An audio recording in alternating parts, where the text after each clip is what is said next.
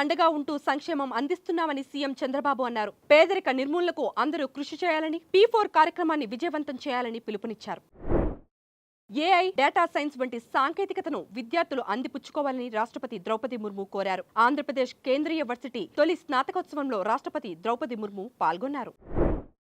కరీంనగర్ రెండో డిపోలో ప్రమాదం చోటు చేసుకుంది. పార్కింగ్ చేసిన ఎలక్ట్రికల్ ఎక్స్ప్రెస్ బస్సుల్లో మంటలు చెలరేగాయి. దీంతో బస్సు దగ్ధమైంది. మహారాష్ట్రలోని బాబ్లీ ప్రాజెక్ట్ గేట్ల ద్వారా మహారాష్ట్ర, తెలంగాణ రాష్ట్రాల నీటిపారుదల శాఖ అధికారులు ప్రాజెక్టులో నిల్వ ఉన్న నీటిని విడుదల చేశారు. రాజస్థాన్లోని దౌసా జిల్లాలో ఢిల్లీ, ముంబై ఎక్స్ప్రెస్ పై స్లీపర్ బస్సు ట్రక్కును ఢీకొని మంటలు చెలరేగడంతో 8 మంది మృతి చెందగా 29 మంది తీవ్రంగా గాయపడ్డారు.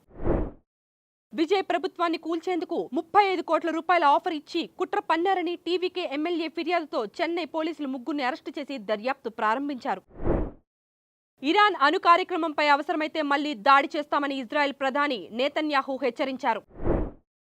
మహేష్ బాబు హీరోగా రాజమౌళి తెరకెక్కిస్తున్న వారణాసి చిత్రీకరణ ఇప్పటికే దాదాపుగా పూర్తి కాగా మిగిలిన భాగాన్ని వచ్చే 80 రోజుల్లో పూర్తి చేసి సెప్టెంబర్ నాటికి షూటింగ్ ముగిస్తామని రాజమౌళి వెల్లడించారు.